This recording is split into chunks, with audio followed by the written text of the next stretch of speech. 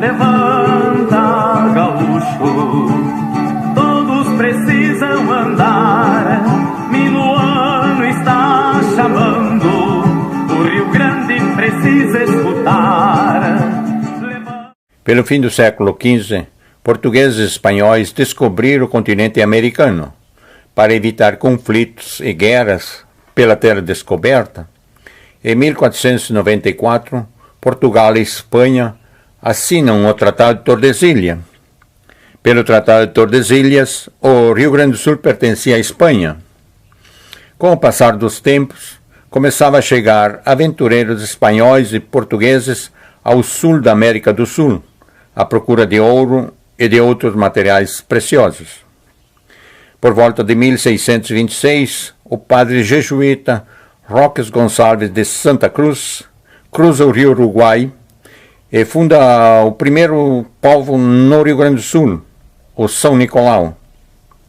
Em seguida, os jesuítas começam a se espalhar pelo Rio Grande do Sul, principalmente às margens dos rios, fundando reduções ou povos. Em 1634, o padre jesuíta Cristóvão de Mendonça introduziu o gado nas reduções ou povos. Em 1641, os jesuítas ou missionários já tinham 18 reduções espalhadas pelo Rio Grande do Sul. Nesse mesmo ano chegaram os bandeirantes e expulsaram os jesuítas do Rio Grande do Sul. Para se proteger, eles fugiram para outro lado do rio Uruguai. Com isso, grande parte do gado se espalhou pela região e se tornaram gados selvagens. Desde a chegada dos portugueses e espanhóis ao sul do Brasil, Uruguai e Argentina, eles passaram a ter relação sexual com as índias nativas da região. Com o passar dos tempos, desse relacionamento entre o homem europeu com a Índia nativa, começava a nascer filhos. De início eram muito poucos, mas lentamente foi aumentando. As filhas mulheres desse relacionamento conseguiam se adaptar ao convívio das tribos. Os filhos homens não conseguiam. Começavam a criar problemas nas tribos. Esses meninos, depois que cresciam, eram expulsos das tribos. Passavam a viver na mata e nos campos do Rio Grande do Sul.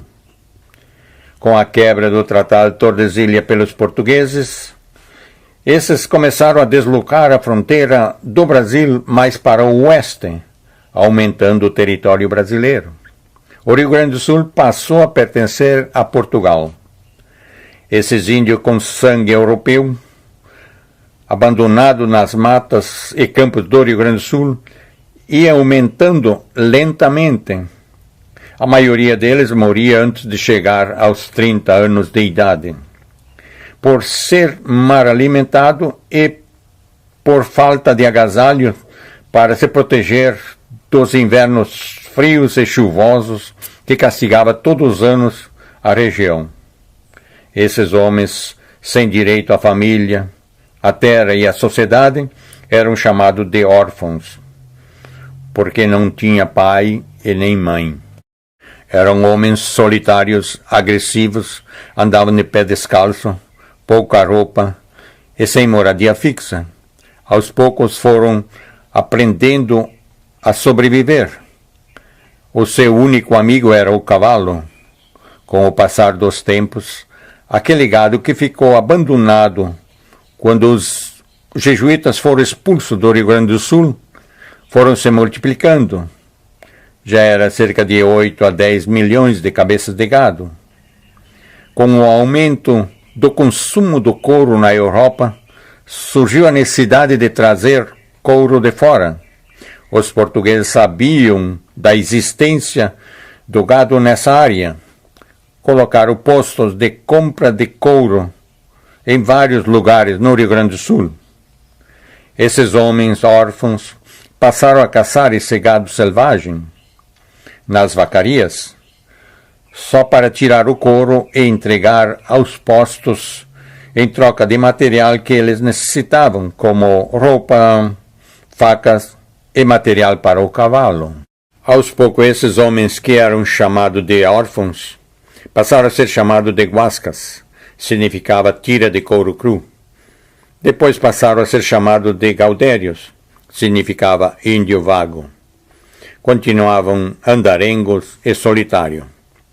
Entre eles, dificilmente aparecia mulher, mais conhecida por China. Quando aparecia uma, era motivo de festa. Normalmente, depois, ela era disputada entre os homens em briga. O mais forte ficava com a mulher ou China. Ela era considerada uma propriedade do gaudério. De início, ele levava na garupa do cavalo. Para dar mais conforto para a China, o gaudério trocou o cavalo por uma carreta, a qual era puxada pelo próprio cavalo. E, para se alimentar, levava uma panela velha, arroz e charque. Quando batia fome, cozinhava o arroz com a charque e saía o arroz carreteiro. Os gaudérios cuidavam e respeitavam as chinas. Os gaudérios começaram a sentir a necessidade de ter uma família. Em 1780, começavam a surgir as charqueadas. Os gaudérios continuavam caçando o pouco de gado que ainda restava nas vacarias. Por volta de 1790, os gaudérios passaram a ser chamados de gaúchos, que significava ladrão de gado, malfeitores, contrabandista de gado dos dois lados da fronteira. Com o término das vacarias, começava a surgir as estâncias de gado. Normalmente o dono era um português e era chamado de patrão. Aonde morava era conhecido por rancho. Ele precisava de pessoas para cuidar do gado. Construía galpões perto do rancho e começava a colocar os gaúchos como peões. Alguns deles já tinham mulher ou china. Esses gaúchos passaram a trabalhar nas estâncias. Além de cuidar o gado, cuidava dos ladrões de gado e de terra que existia na época.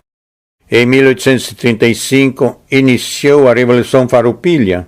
Grande parte do exército Farroupilha era formado por gaúchos, peões de estância. Depois de 10 anos de luta, a Revolução terminou.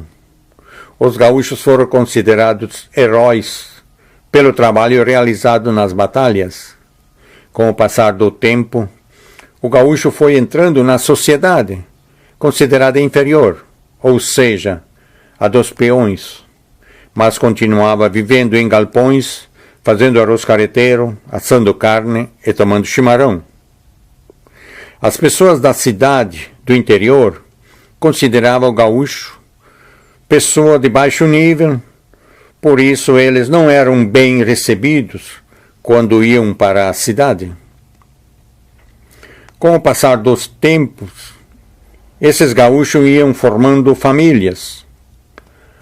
As cidades do interior do Rio Grande do Sul começavam a aceitar esses gaúchos, mas com uma certa reserva.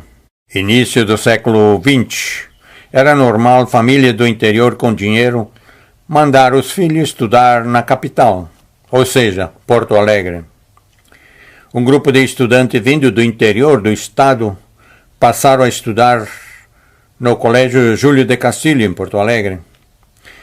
Depois de várias reuniões, o grupo de estudantes decidiu a mostrar ao porto-alegrense o dia a dia vivido pelos peões das estâncias, usando a roupa que os peões ou gaúcho usavam nos galpões e no trabalho com o gado.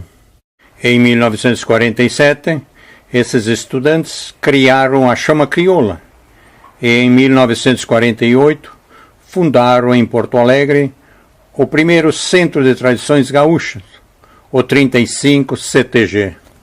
A ideia desses 8 estudantes não foi bem recebida pela sociedade porto-alegrense, proibindo a entrada deles em qualquer estabelecimento público ou particular, com aquelas roupas estranhas de peões de estâncias, era considerado coisa de interior e de baixo nível. Ao passar dos anos, algumas pessoas em Porto Alegre começaram a se interessar e apoiar o movimento desses estudantes, porque fazia parte da história do Rio Grande do Sul. Aos poucos começou a aparecer autoridades, políticos e escritores interessados no movimento. Em 1966, esse movimento passou a ser chamado de Movimento Tradicionalista Gaúcho. Esse movimento lentamente foi se espalhando pelo interior do estado. Foram surgindo pesquisadores sobre o passado do gaúcho, suas vestes, seu trabalho e seus costumes. Também foi surgindo festivais de músicas, danças gauchescas, e no interior começou a surgir cavalgadas. Tudo isso para conservar e divulgar a cultura e as tradições do gaúcho. Com o passar dos tempos, os órgãos públicos passaram a criar normas e leis para proteger esse movimento. Foi criado o Dia do Gaúcho, a Semana Farroupilha, o ensinamento nas escolas sobre o tradicionalismo gaúcho. A pilcha gaúcha passou a ser traje oficial, podendo ser usada em qualquer evento público ou particular. Na década de 1970, 80 e 90, o movimento foi se fixando na maioria dos estados do Brasil e também começou a surgir esse movimento em outros países. O movimento tradicionalista gaúcho já pode ser considerado um patrimônio brasileiro, porque é um movimento cultural que tem a cultura, os costumes, as tradições e as vestes próprias. Num futuro próximo, a cultura e as tradições gaúchas irão fazer parte do patrimônio cultural da humanidade. O gaúcho é o fruto de um deslize da natureza. Surgiu sem direito à família, à terra e isolado da sociedade. Pela constante luta para poder sobreviver, sempre conservando suas origens e raízes. Isso ajudou o gaúcho a fortalecer os valores da família, do trabalho e da sociedade. Filho de europeus com índias nativas, surgiu o gaúcho primitivo. Mais tarde era gaúcho quem nascia no Rio Grande do Sul. Hoje é gaúcho os que nascem no Rio Grande do Sul e os amantes da cultura e das tradições gaúchas, não importa aonde nascem. Como diz essa música. Pra ser gaúcho não importa onde eu nasci, aonde vivo, em que lugar eu cresci. É só honrar o costume, a tradição, pois ser gaúcho tá dentro do coração. Eu sou gaúcho, não importa de onde venho, uso bombacha em qualquer lugar que ande, no Paraná, lá por Santa Catarina, no Mato Grosso ou nos pagos do Rio Grande. Levo comigo, companheiro, chimarrão, que aquece a alma quando alguém sente saudade. Quem é gaúcho não esquece da querência, pouco importa se é no campo ou na cidade. Pra ser gaúcho não importa onde eu nasci, aonde vivo, em que lugar eu cresci. É só honrar o costume, a tradição, pois ser gaúcho tá dentro do coração. Pra ser gaúcho não importa onde eu nasci, aonde vivo, em que lugar eu cresci. É só honrar o costume, a tradição, pois ser gaúcho tá dentro do coração. Meu nome é Jatir Cosme de Lázari, sou o gaúcho do Alto Taquari, na Serra Gaúcha. Esse trabalho foi realizado Para que as pessoas possam entender melhor o difícil caminho que o gaúcho percorreu para chegar até nossos dias, sempre conservando seus princípios e suas raízes. Onde existir uma querência nesse mundo, tem um gaúcho desbravando esse lugar, mostrando a todos um pouco da nossa história. Povo de glória que nasceu para lutar.